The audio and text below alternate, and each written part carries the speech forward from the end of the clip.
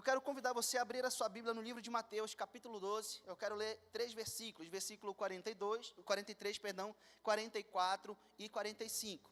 Nós estamos num domingo de Páscoa, um domingo muito especial, onde a igreja cristã celebra o sacrifício de Jesus na cruz do Calvário, onde ele morreu e ressuscitou para nos salvar dos nossos pecados. Toda a condenação que era minha e sua, ele levou sobre si e nos deu vida plena e vida com abundância. Então, o Senhor nos chamou para termos uma vida plena na sua presença. O Senhor nos chamou para vivermos a liberdade que Cristo nos proporciona, para nós sairmos debaixo do domínio das trevas e vivermos para o Senhor. Quem acredita nisso aí? Levante a mão, glorifique ao Senhor. Então o Senhor nos chamou para isso. Não se engane, o mundo lá fora ensina muitas coisas, prega muitas coisas referente à Páscoa, mas nós acreditamos que a Páscoa, ela celebra o sacrifício, a morte e ressurreição de Jesus por mim e por você. E nós não merecíamos isso. Amém? E nós vamos falar um pouco sobre um assunto que não tem e meio que tem a ver com isso. Tá bom? Nós vamos trabalhar um assunto muito forte. O pastor Tilano me disse, meu filho, vou pensar que você ministre no domingo, então prepare uma mensagem. E eu clamei ao Senhor, e o Senhor inclinou o meu coração para isso que nós vamos tratar agora. Amém? Mateus capítulo 12, versículo 43, 44 e 45. A palavra do Senhor diz o seguinte: quando um espírito imundo sai de um homem, passa por lugares áridos procurando descanso. Como não encontra, diz: voltarei para a casa de onde saí. E ao chegar, encontra a casa desocupada, varrida e em ordem. Então vai e traz consigo outros 7 espíritos piores do que ele. Entrando, passam a viver ali, tornando o estado final daquele homem pior do que o primeiro. Coloque a sua Bíblia do lado, feche seus olhos, vamos orar. Pai, eu quero te louvar e te agradecer, meu Senhor. Muito obrigado por tudo que o Senhor tem feito nas nossas vidas. Senhor Deus, eu quero apresentar a minha vida, eu quero apresentar essa mensagem. Assim como o Senhor foi conosco pela manhã, seja conosco agora à noite.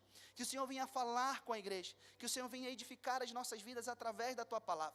Que essa mensagem encontre terra boa no coração de cada um de nós. Em nome de Jesus nós repreendemos o espírito do engano, do sofisma, o espírito do engodo. Em nome de Jesus eu repreendo agora todo pensamento contrário à Tua palavra, que o Senhor leve cativo o nosso entendimento, que o Senhor leve cativo o nosso pensamento, aquilo que o Senhor quer falar conosco nessa noite, no nome santo de Jesus, amém, amém e amém. Glória a Deus. Queridos, esse versículo, essa passagem na verdade de Mateus 12, ela é uma passagem muito conhecida e também muito estudada por muitos teólogos no decorrer de muitos anos, de muitas gerações. Muitos ensinam muitas coisas preciosas a respeito daquilo que nós podemos extrair nesses versículos e na verdade isso é muito bom. Por quê? Porque se nós pararmos para estudar apenas esses 3 versículos, nós podemos encontrar muitos princípios espirituais poderosos. Na verdade, esses 3 versículos, eles nos ensinam muito sobre batalha espiritual, sobre libertação e sobre transformação de vida.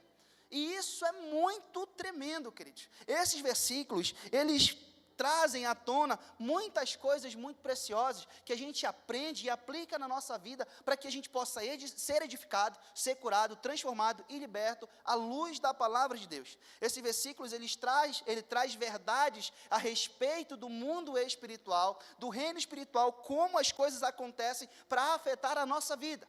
Ele mostra a atuação de um espírito maligno que entra na vida de um homem e que toma aquela vida como se fosse uma casa para que ele possa habitar, para que ele possa controlar, para que ele possa influenciar e dominar a vida da pessoa. Mas aí também fala nesses versículos, que ele em um determinado momento sai daquela vida, daquela pessoa onde ele morava, ele anda por muitos lugares e de repente aquela vida começa a ser mudada, ser transformada. E aí ele anda por muitos lugares, não encontrando repouso, volta e encontra a casa arrumada, varrida, adornada. Por quê? Porque alguém entrou e colocou a casa em ordem, fez uma reforma, encheu a casa daquilo que é bom. E é sobre isso que nós vamos falar nessa noite. O título dessa mensagem é Casa Cheia. Repita comigo, casa, não, fale com fé, casa cheia. Querido, já é difícil substituir o pastor Tilano. Eu preciso que você me ajude a pregar nessa noite, amém? Queridos, casa cheia. Esses versículos, eles nos apontam para o fato de que a nossa vida espiritual é como uma casa, é como um templo que é habitado por alguém. É muito simples. E esse alguém pode ser alguém que pode nos influenciar para o bem, para a vida eterna, ou para o mal e para a morte eterna. E o Senhor vai nos revelar hoje, através da sua palavra, princípios e verdades espirituais, para que nós sejamos uma casa cheia daquilo que é bom, que aponta para a vida eterna, arrancando, tirando, expulsando tudo aquilo que não presta, para que o Espírito Santo possa habitar em nós. Amém? Queridos, já que nós vamos falar de uma casa cheia, muito provavelmente você que está aqui já fez ou conhece alguém que fez uma reforma em uma casa. Amém? Estou aqui com o irmão Frank, que está sentado do lado da esposa, de vez em quando ele passa ali por perto de casa, vai buscar um soldador muito precioso que tem por lá, porque ele está fazendo uma reforma na sua fachada, está colocando um telhadozão grande, e ele já me chamou para fazer uma churrascada de inauguração, e nós vamos lá, varão. Então, quando se faz uma reforma numa casa, para que a reforma comece, primeiro, é necessário retirar todo o entulho, retirar todo o lixo, objetos e móveis quebrados, e depois de retirar todo o material indesejado, é necessário avaliar paredes, piso, teto, fiação elétrica e hidráulica, para ver se todo esse material está em condições de continuar sendo utilizado. Quem está fazendo a reforma, ele limpa tudo, tira toda a sujeira, tira todo o entulho, tira toda a pedra, todo o lixo.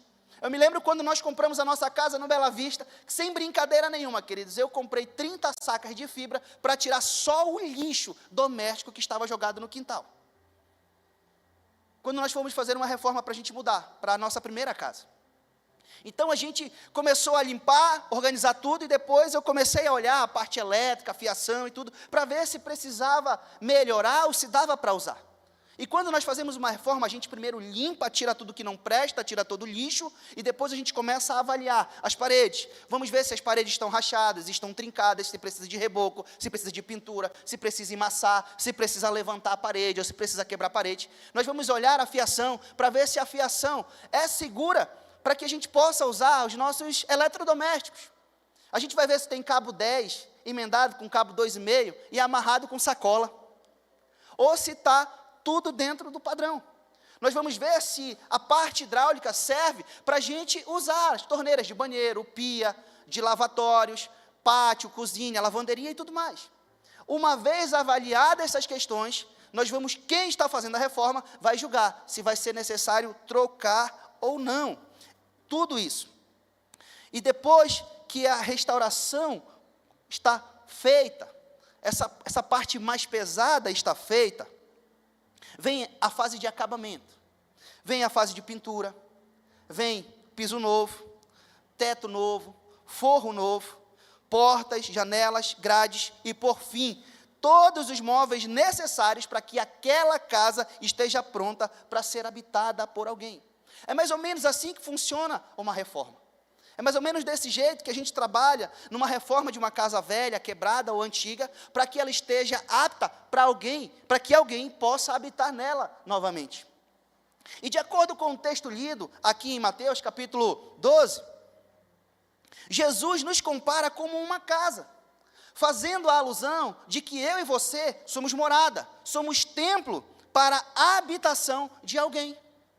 Jesus ele está ensinando os seus discípulos e fazendo uma comparação de que os homens são como uma casa, de que os homens são como um templo, para que alguém possa morar neles. E o texto aponta para o fato de o inimigo das nossas almas, ou seja, Satanás, fazer do homem uma espécie de sua habitação. E ele conseguiu essa legalidade, queridos, por causa do pecado cometido pelo homem. No próprio texto, Jesus, ele explana de que o próprio inimigo tem a legalidade para habitar na vida do homem. E o inglês significa que Satanás, ele habita na vida de todo ser humano? Sim. E por quê? Por causa do pecado que entrou. Por causa do pecado cometido pelo homem. Em Romanos capítulo 3, 23, a Bíblia diz: pois todos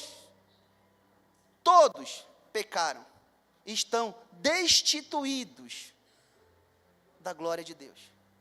Queridos, destituir é arrancar do lugar, é tirar da posição.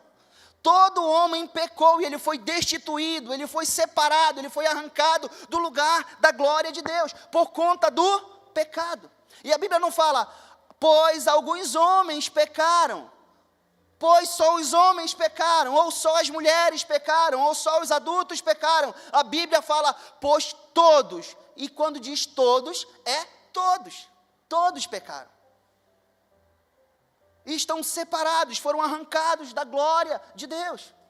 E essa separação garantiu a legalidade para que o homem entrasse e dominasse sobre, para que o inimigo entrasse e dominasse sobre a vida do homem, influenciando o homem para o mal, influenciando o homem para o pecado, influenciando o homem para a prática daquilo que vai separá-lo eternamente de Deus.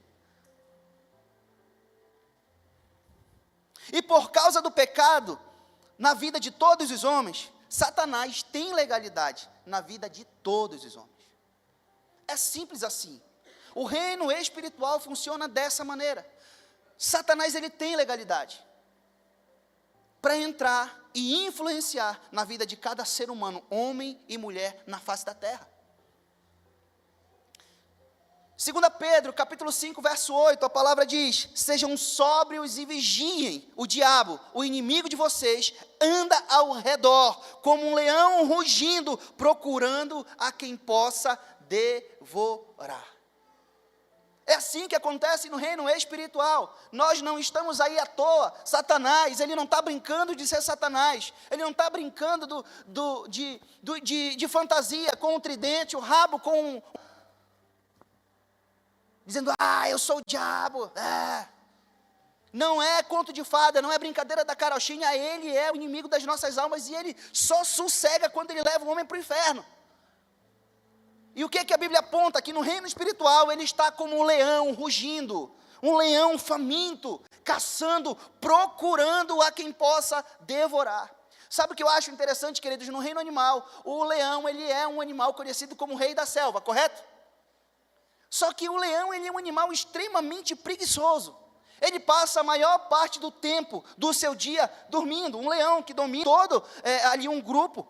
Ele é o alfa, tem várias leoas e toda a sua prole. E o responsável por caçar são as fêmeas, são as leoas, que caçam silenciosamente e ensinam os seus filhos a caçar, enquanto o belezão está deitado, dormindo. Levanta, sabe para quê? Para procriar o tempo todo. E ele é conhecido como o rei da selva, mas não é porque ele é o mais bonitão, o grandão, tem aquela juba, é porque ele procria muito. E aí, quando ele levanta para caçar, aí já é uma situação mais diferenciada. Quando ele se levanta e sai para caçar, é porque o negócio é mais sério. Então, quando a gente olha para esse versículo, a gente entende o porquê que a palavra diz assim, porque o inimigo, Satanás, o inimigo, ele está como um leão rugindo, buscando a quem possa devorar. E quando o leão sai para caçar, quando ele se levanta e sai para caçar, ele sai para devorar.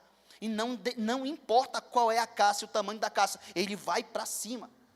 E é por isso que a palavra de Deus, ela faz essa alusão. Amém? Queridos, quando um espírito maligno está habitando em alguém, através do pecado, ele pode levar uma pessoa a 3 níveis de influência. E é bem aqui o cerne dessa mensagem.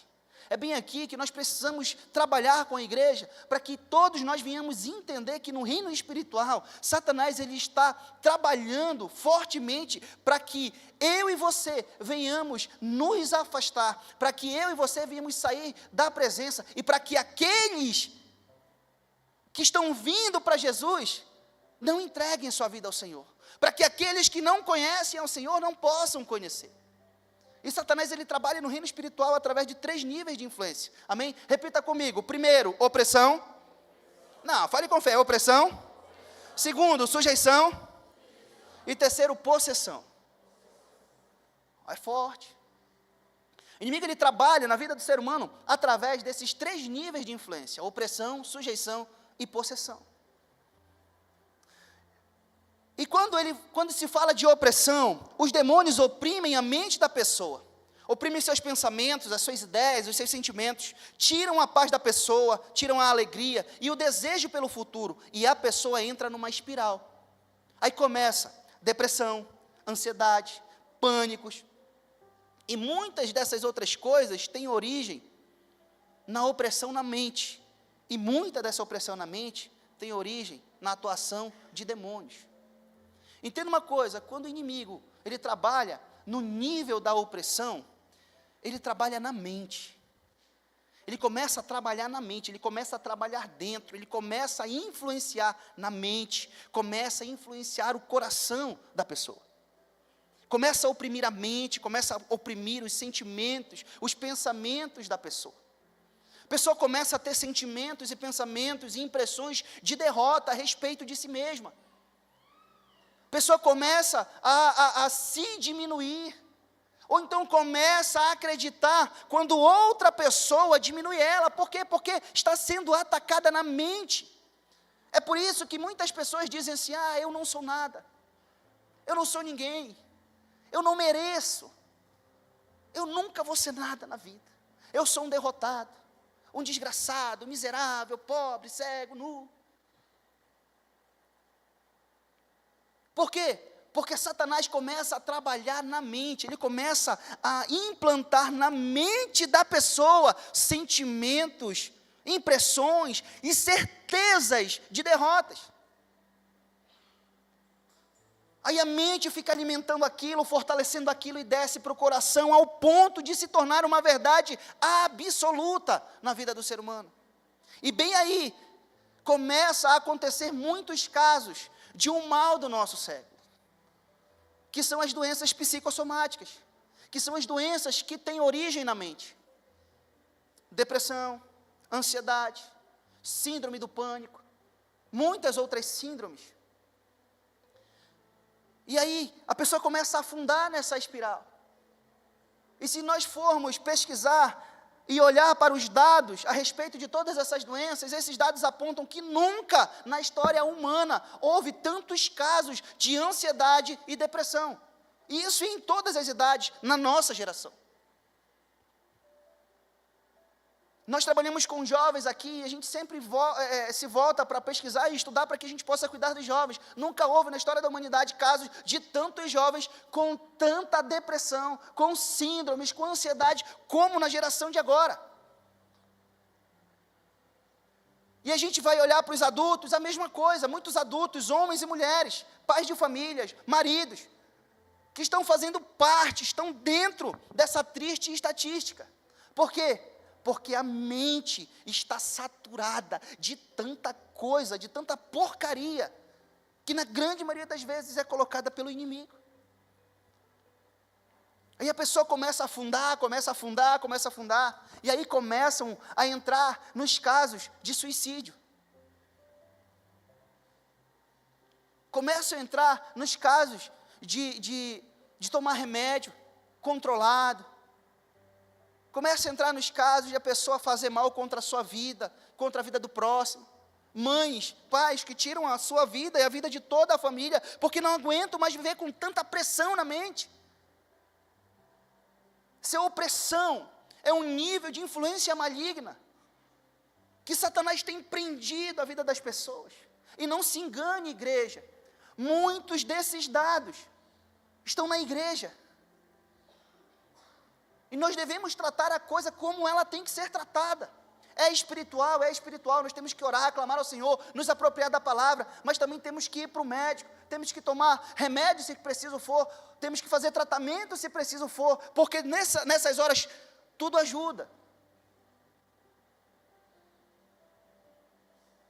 E quem está falando não é alguém que só conhece dados de estudar ou pesquisar.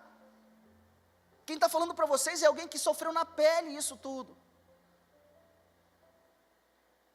Alguns anos atrás, nós sofremos muito com a minha esposa. Minha esposa, ela entrou num forte quadro de depressão. Eu saía de casa para trabalhar e eu chorava na moto e dizia a Deus, eu chorava, eu clamava assim, dizia, Senhor, guarda minha esposa, O meu medo era chegar em casa e a minha esposa está pendurada numa corda, pendurada pelo pescoço, tomar algum tipo de remédio. E eu estava com o Joaquim bebê, o Vitinho com seus 7, 8 anos.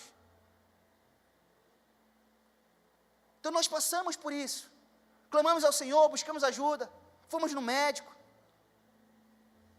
Eu, sem conhecer, sem ter muito entendimento e muito estudo da coisa, investi na vida dela. Ela dizia, não, mas eu não estou doida. Eu digo, mas você vai no médico, eu vou com você, vou te acompanhar. Pelo que você passar, eu vou estar junto com você. E nós fomos.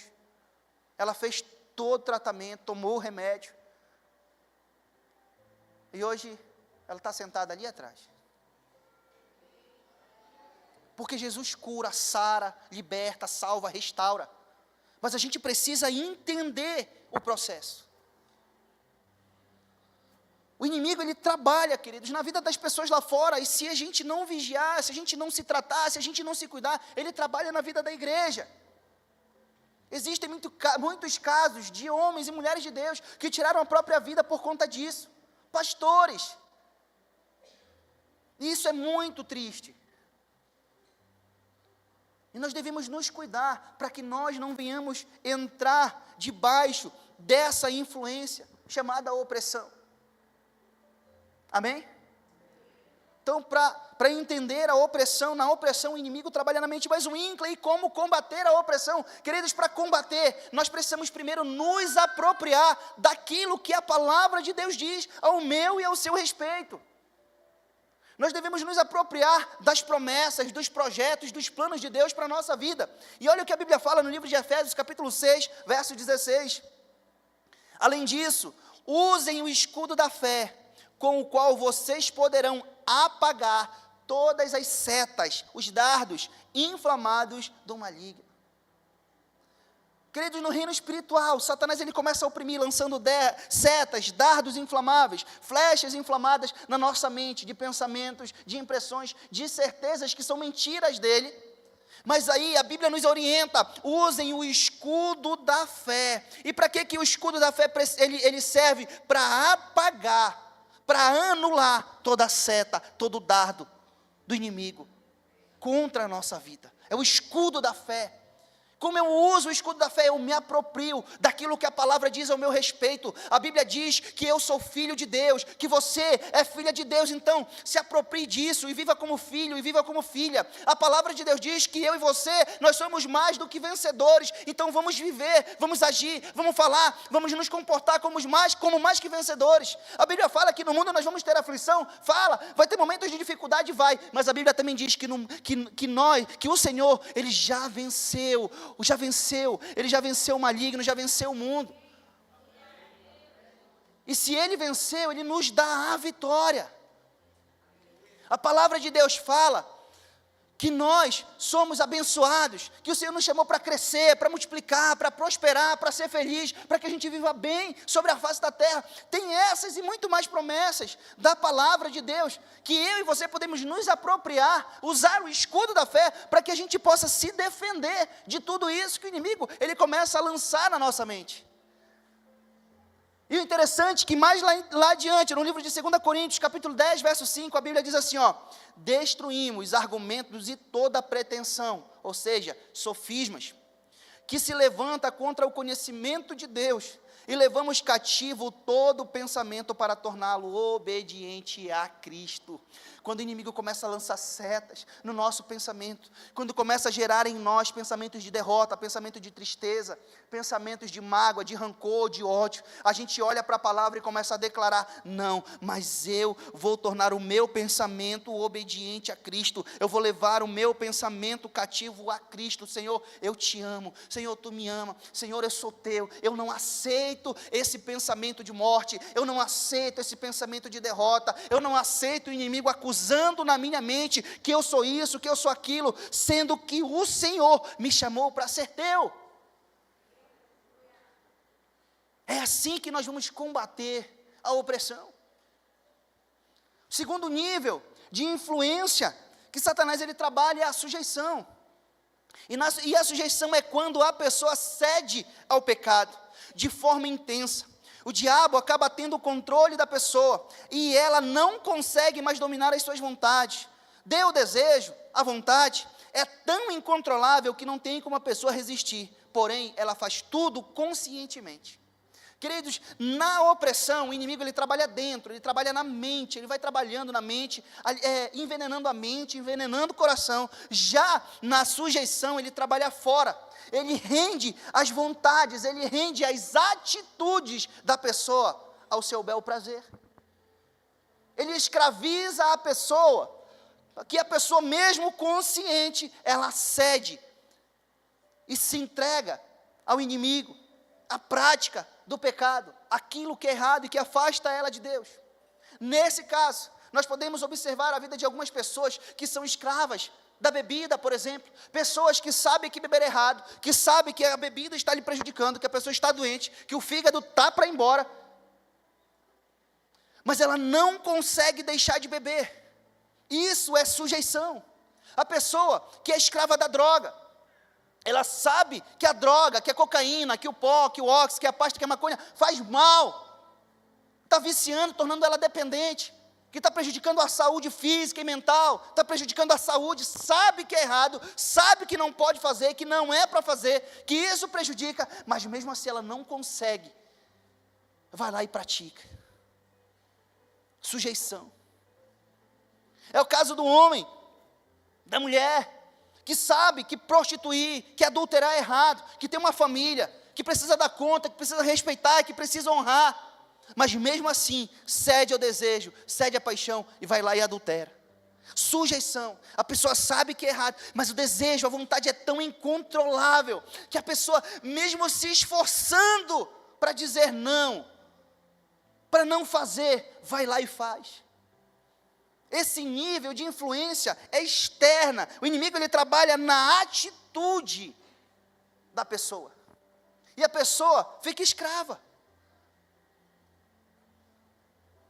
E não adianta a gente terceirizar a culpa nesse caso. Olha o que a Bíblia fala no livro de Tiago, capítulo 1, verso 13 ao 16. Quando alguém for tentado, jamais poderá dizer, estou sendo tentado por Deus. Pois Deus não pode ser tentado pelo mal e a ninguém tenta. Cada um, porém, é tentado pela própria cobiça, sendo por esta arrastado e seduzido. Então a cobiça, tendo engravidado, dá à luz o pecado, e o pecado, após ter se consumado, gera a morte. Meus amados irmãos, não se deixem enganar. No caso da sujeição, da sujeição, ela é gerada em nós por conta da nossa própria cobiça, por conta do nosso próprio desejo, da nossa própria vontade de viver na prática do pecado. Satanás aproveita essa oportunidade para escravizar a vida do ser humano, para acorrentá-lo naquela espiral de pecado. É por isso que tem muita gente, tem muitos homens, mulheres, que não conseguem largar a bebida, que não conseguem largar o cigarro. É por isso que tem muitos homens e mulheres que estão tendo prejuízo atrás de prejuízo, mas não conseguem largar o baralho, não conseguem largar o jogo, não conseguem largar o tigrinho, como o pastor Tilano sempre costuma falar. É por isso. Por quê? Porque está tendo prejuízo, está ali, mas não consegue se libertar disso. Não, eu vou mais uma vez, eu vou ganhar, dessa vez vai, e nunca vai. Sujeição. O inimigo está trabalhando e dominando as atitudes, a vontade da pessoa.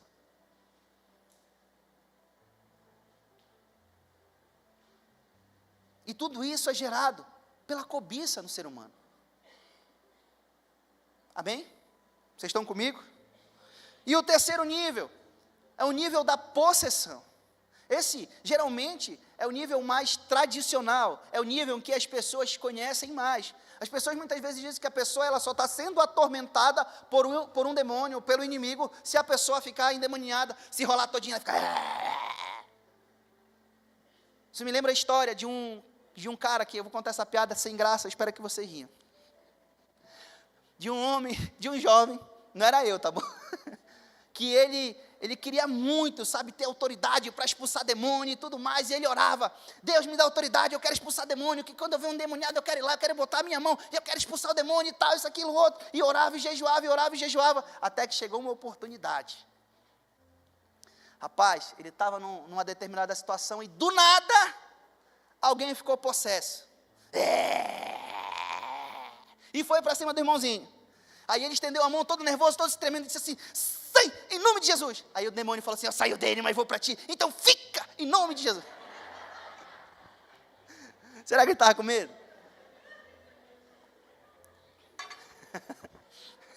É engraçado, vamos voltar para a mensagem. Nesse nível aqui, nível da possessão é quando o pecado faz parte da natureza da pessoa. Ela vive para praticar o pecado. E nesse estágio o demônio toma conta do corpo da pessoa, a hora e o local que ele quiser, independente da situação. Ou seja, muitas vezes a pessoa possessa não tem o controle das suas ações. É o próprio espírito maligno que faz tudo. Esse é o nível mais conhecido, é o nível que as pessoas podem dizer mais tradicional. Diz assim, não, ali só tem demônio se a pessoa ficar...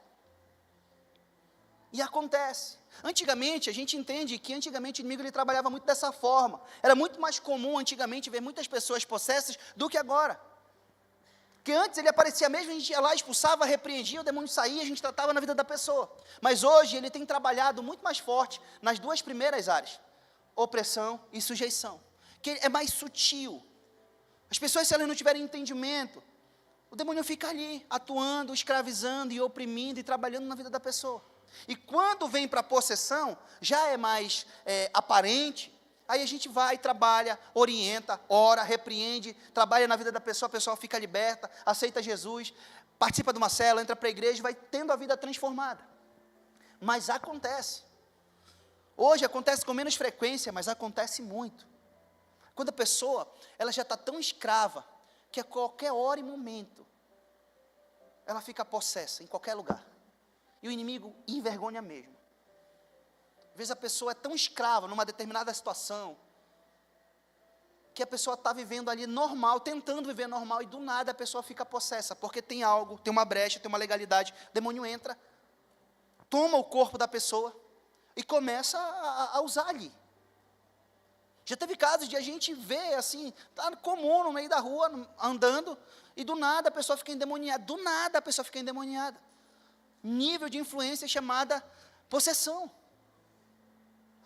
O demônio entra nas pessoas para machucá-las, cortá-las, batê-las. Muitas, principalmente nesses interior, muitas crianças, jovens ficam endemoniados e pulam dentro d'água, o inimigo tentando tirar a vida dessas pessoas, para afogá-las. Possessão. Já teve caso de pastor Tilano ligar para a gente, para alguns jovens aqui, dizer assim, meu filho, vai tal canto, tal comunidade, tem um rapaz, tem uma moça endemoniada lá, já faz dias. Possessão. A pessoa está aprisionada, escravizada pelo inimigo. E ele toma conta do corpo da pessoa mesmo. O inimigo ele tem trabalhado na vida do ser humano, nesses 3 níveis de influência. E não se engane. Isso não acontece só com quem não conhece Jesus. Pode acontecer com quem conhece o Senhor. Se não se colocar na brecha, se não vigiar, se não buscar o Senhor. Amém? E Efésios capítulo 4, verso 27 diz, não deem lugar ao diabo. Temos que nos esforçar para não dar lugar, porque se der lugar, ele vai entrar e vai bagunçar tudo. E ele bagunça. Tem vezes que o inimigo ele entra e toma conta do corpo da pessoa por conta de um pecado.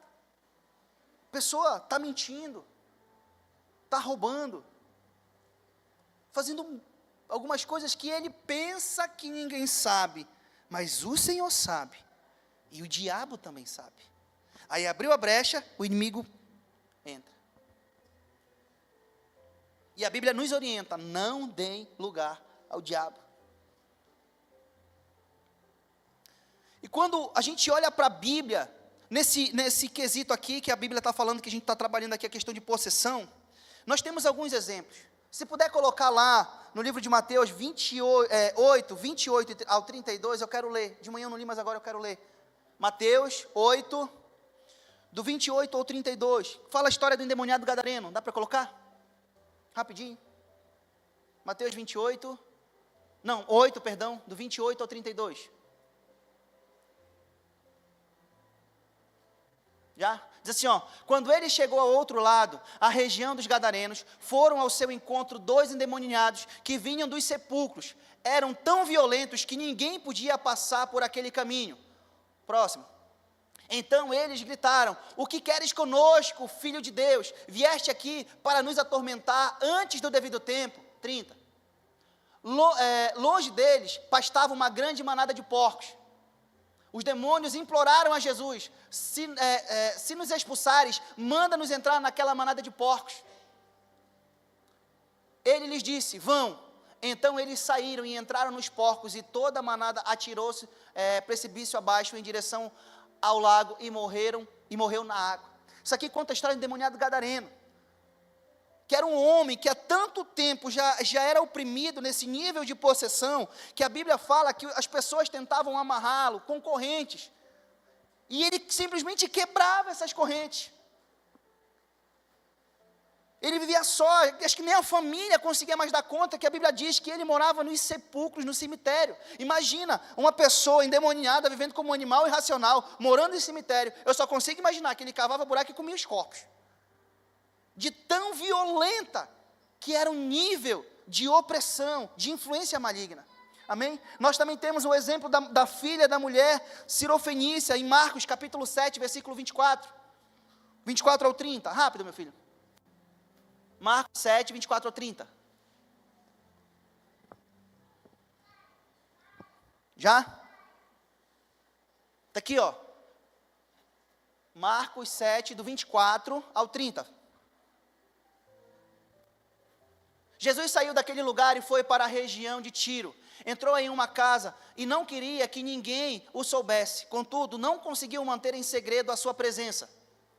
Assim que ouviu falar de Jesus, uma mulher cuja filha estava com um espírito imundo veio e lançou-se aos pés dele. A mulher era grega, sirofenícia de origem, e rogava a Jesus que expulsasse o demônio da sua filha. Ele lhe disse: deixe que primeiro os filhos comam até ficarem satisfeitos, pois não é certo tirar o pão dos filhos e lançá-los aos cachorrinhos. Ela respondeu: sim, Senhor, mas até os cachorrinhos debaixo da mesa comem das migalhas das crianças. Então ele lhe disse: por causa dessa resposta você pode ir, o demônio já saiu da sua filha. Uma criança, uma jovem, possessa, oprimida por demônios, cuja mãe teve que ir, porque a menina não garantiu ir. Mãe foi, intercedeu por Jesus, e glória a Deus que aquela mãe encontrou Jesus. E essa moça teve a vida transformada, porque Jesus entrou. E outro exemplo muito claro é de Maria Madalena, lá em Lucas capítulo 8, verso 2, que fala: Maria Madalena, a qual Jesus tinha expulsado 7 demônios. Mulher que era oprimida por espíritos malignos, possessa. Então a gente vê aqui que, de fato, Satanás ele entra nesse nível de influência chamada possessão e toma conta da vida da pessoa, escraviza, oprime, humilha, arrebenta com a vida da pessoa. Mas e aí? E agora? Winkley, o que fazer para sair debaixo do domínio das trevas? É muito simples, querido. Para sair debaixo do domínio das trevas, basta ter o encontro com Jesus. Todos esses 3 exemplos que eu citei aqui para vocês foram de pessoas que foram libertas porque tiveram um encontro com o Mestre. E se quisermos sair debaixo do domínio dos espíritos das trevas, precisamos ter um encontro com Jesus. Lá no livro de João, capítulo 8, verso 36, fala: portanto, se o Filho os libertar, de fato vocês serão livres. É só Jesus que pode trazer, de fato, a liberdade que o ser humano precisa para viver livre do domínio das trevas. Não tem outro, é só Jesus. O mundo lá fora pode ensinar muitas receitas miraculosas, pode ensinar muitas coisas, mas pela Bíblia, nós olhamos para a palavra, e a palavra é o nosso manual de fé e prática. A Bíblia diz que se Jesus nos libertar, de fato nós seremos livres. E quando nos encontramos com o Senhor Jesus, Ele entra em nossas vidas e faz uma grande reforma. Todo lixo Ele joga fora, retira todo entulho, Ele lava, varre, restaura o que estava quebrado. Ele tira tudo aquilo que o inimigo usava para nos escravizar. Perdoa os nossos pecados, molda o nosso caráter, restaura os nossos sonhos e nos aponta para o projeto que Ele mesmo tem para as nossas vidas. É o encontro com Jesus que produz isso. Neste momento, nós já não somos mais uma casa destruída, habitada por demônios. Somos uma nova casa, recebendo uma grande reforma para ser habitada pelo próprio Espírito Santo de Deus. Aleluia.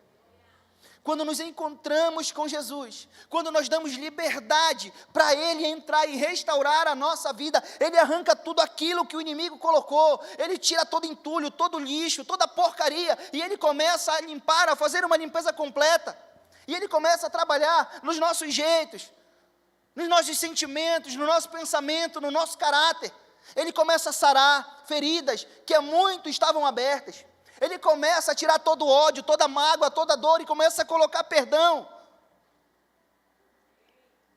Ele tira toda a tristeza e começa a suprir com alegria. Ele começa a tirar todo o vazio e começa a preencher com a presença do Espírito Santo. Aquelas lágrimas de tristeza que se convertem em lágrimas de alegria por estar na presença de um Deus tão bondoso e amoroso. Nesse momento, queridos, nós somos uma nova casa, que o próprio Jesus restaura. Uma casa que era cheia de entulho, de tudo que não presta, porque o inimigo, através do pecado, colocou na nossa vida. Agora começa a ser limpa, começa a ser reformada, começa a ser restaurada, para receber um novo habitante, o Espírito Santo de Deus. E o interessante, queridos, é que lá em 1 Coríntios 6,19 diz: acaso não sabem vocês que o corpo de vocês é templo do Espírito Santo, que está em vocês, o qual receberam de Deus? Vocês não pertencem a vocês mesmos. A Bíblia nos aponta que nós somos criados para ser templo, morada, casa do Espírito Santo de Deus, e não habitação de demônios. A Bíblia aponta isso. Deus nos chama para sermos a casa do seu Espírito, para vivermos uma vida cheia da sua presença, para andarmos no sobrenatural. Como resultado dessa reforma transformadora que Ele faz em nossa vida, nos tornamos uma casa cheia dos frutos do Espírito Santo e do caráter de Cristo em nós. Agora, queridos, sabendo dessa verdade, que Deus nos chama para ser casa, para ser morada do seu Espírito, que o Espírito Santo começa a produzir os seus frutos, o caráter de Cristo em nós, não se engane. O inimigo, Satanás, você lembra que o versículo fala que ele sai de uma casa, sai de um homem e começa a andar por lugares áridos. Não se engane, querido. Aquele espírito maligno que outrora agia na vida da pessoa antes de ela ter um encontro com Jesus, volta. Ele dá uma volta lá fora, mas ele volta para ver se pode morar de novo na sua antiga casa. Ele vai lá fora, ele dá uma volta. A Bíblia fala que ele anda por lugares áridos. Ele dá uma volta, mas ele, eu vou voltar lá. Eu vou lá no Inclay. Vou ver se dá para morar de novo lá. De repente, aquele bobão tiver dado brecha, eu vou entrar. Ele volta. Não se engane. Precisa vigiar, estar atento com a guarda levantada. Porque de tempos em tempos ele volta, para ver se ele pode morar de novo lá. Amém?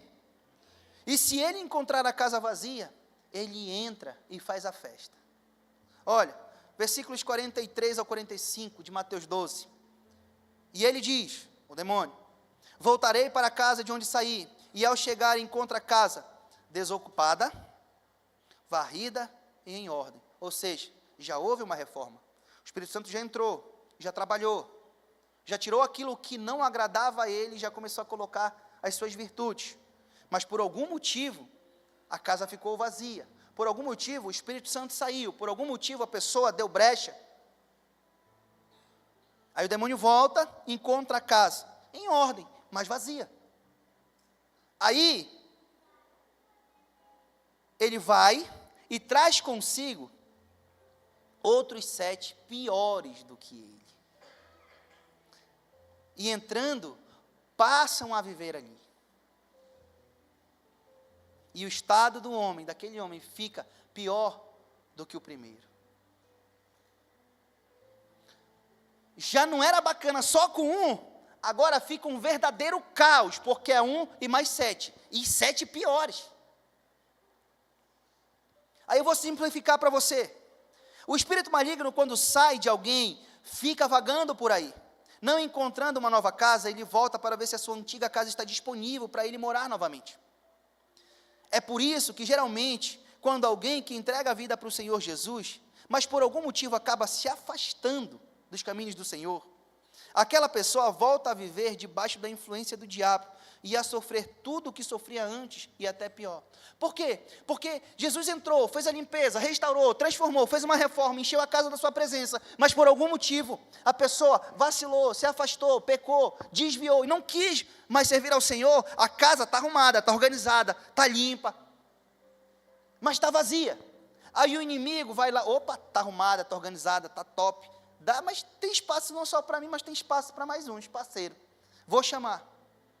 O estado daquela pessoa fica pior. E bem aí, bem aqui, nós encontramos a justificativa de que muitas pessoas perguntam alguns porquês. Mas por quê que aquele menino, aquele homem, aquela mulher, antes ele não era da igreja, ele foi para a igreja, mas por algum motivo ele desviou. Antes ele não bebia, mas agora ele está bebendo.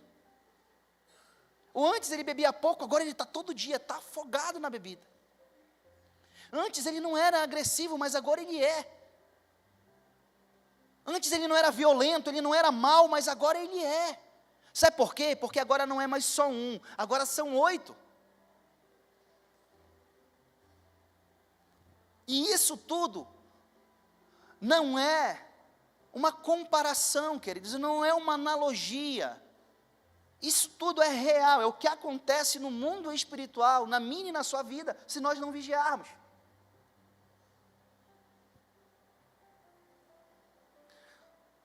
Quando esse inimigo vem, esse demônio, esse espírito maligno vem e traz mais 7, isso significa que a pessoa passa a sofrer mais opressão, mais sujeição, mais possessão, mais depressão, mais ansiedade, mais vícios, mais vergonha, mais dor, mais ódio, mais mágoa, mais falta de perdão, mais medos, mais incertezas, mais confusão na mente. Tem cada vez menos controle sobre si. Porque agora não é mais um, é uma comunidade. E só tem um jeito daquele espírito não voltar a morar lá. É se a casa continuar sendo habitada por um novo morador, chamado Espírito Santo. E uma vez o Espírito Santo habitando em nós, ele produz os seus próprios frutos em nós. Gálatas capítulo 5, versículo 22 e 23 diz: entretanto, o fruto do Espírito é amor, alegria, paz, paciência, amabilidade, bondade, fidelidade, mansidão e domínio próprio. E conclui: contra essas coisas não há lei. Entenda uma coisa, o Espírito Santo vem e habita, e ele começa a colocar os seus frutos, que é amor, alegria. Antes era ódio, era tristeza, agora é alegria, porque é fruto do Espírito.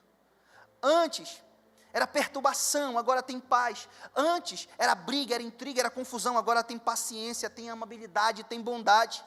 Antes era traição, infidelidade, mentiras, agora é fidelidade. Antes a pessoa não conseguia se controlar, era uma confusão, agora é domínio próprio. Que Ele, o Espírito Santo, produz em mim e em você. E para concluir, queridos, decida hoje ser uma casa cheia do Espírito Santo de Deus. construída ou reformada para a glória de Deus. Uma casa cheia de alegria, cheia de paz, cheia de amor, cheia de sonhos, cheia de projetos, cheia de vida. Que você decida hoje ter um encontro com Jesus, permitindo que Ele arranque tudo aquilo que o inimigo colocou na sua vida, que tem te feito sofrer. Decida hoje ter esse encontro com o Senhor. Decida hoje permitir que o Espírito Santo de Deus faça uma verdadeira reforma na sua vida. Decida hoje permitir que o Espírito Santo de Deus entre e comece a tirar todo entulho, toda porcaria, toda podrura, toda miséria, toda pobreza, todo rancor, toda mágoa. Decida hoje. Porque se Ele fizer isso, Ele vai ter espaço para colocar aquilo que lhe apraz. E você vai viver uma vida plena na presença do Senhor. Plena, plena. Contei de manhã que em 2015, quando eu entrei nessa igreja, num culto de jovens, a minha tia está sentada ali atrás. Eu acho que ela já estava morando lá com a gente. Quando eu cheguei de Manaus, a senhora já estava, né, tia? Eu muito magro, nem sempre fui fofinho assim, lindão. Só cabeça e orelha. Não sei como a Leice se apaixonou por mim. De verdade. Eu contei de manhã que quando eu cheguei de Manaus, no final de 2014 para cá, eu já vim doente. Eu era vítima de uma depressão muito forte, muito forte. E eu não comia, eu não dormia. E a minha mãe sempre foi cozinheira de mão cheia. Na casa da minha mãe, na casa da minha avó, a comida sempre foi muito boa. A mamãe fazia aquela comida, aquela coisa toda, eu sentava na mesa, eu colocava uma, no máximo 2 colheres de comida na boca, eu não conseguia comer, e eu dizia para minha mãe que eu estava com um problema no estômago. E a minha mãe preocupada comigo, me dava remédio, e não era, eu não dormia. Todo mundo na casa dormia, eu não dormia. A minha mãe preocupada, minha avó preocupada, minha tia preocupada, e eu magro, de preto, eu estava amarelo. E um dia eu conheci um casal muito precioso dessa igreja, que hoje estão em Sinop. Fizeram um convite para eu vir num culto de jovens, e eu vim. Sentei ali. Eu só sei que Deus, Ele trabalhou, Ele me pegou de uma forma tão forte, tão poderosa, que quando terminou o culto, eu estava jogado aqui na frente, chorando, com a cara só catarro. Jesus me encontrou naquela noite, em 2015. E eu era uma casa cheia de opressão, de depressão, de ansiedade e de demônios. Porque eu tinha muita mágoa, tinha muita dor, muito rancor, por muitas situações. E Jesus, Ele me pegou. E Ele começou a trabalhar na minha vida. Ele começou a trabalhar. E o Senhor começou a investir, a colocar pessoas na minha vida para investir na minha vida. Que começaram a acreditar em mim quando eu mesmo não acreditava. Aí o Senhor me apresenta um casal precioso, que está sentado ali, que é a irmã Adriana e o Manel Soares. Que me levaram para a missão.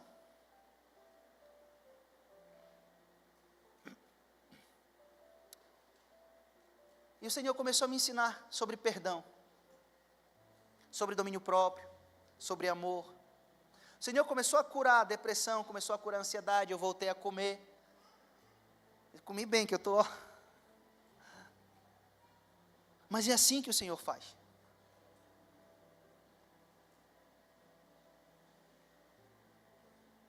O Senhor enviou aqui na cidade o Aldair, a Sônia e o Gil, que cuidaram de mim no começo da minha caminhada. Porque é assim que o Espírito Santo faz. Ele te chama, começa a te restaurar e Ele usa as suas ferramentas, que são homens e mulheres de Deus, que vão ajudar você na sua caminhada. Porque você não vai começar sozinho. E nunca vai ficar sozinho, não nessa igreja. Mas a decisão precisa ser sua. Fique de pé nessa noite, em nome de Jesus.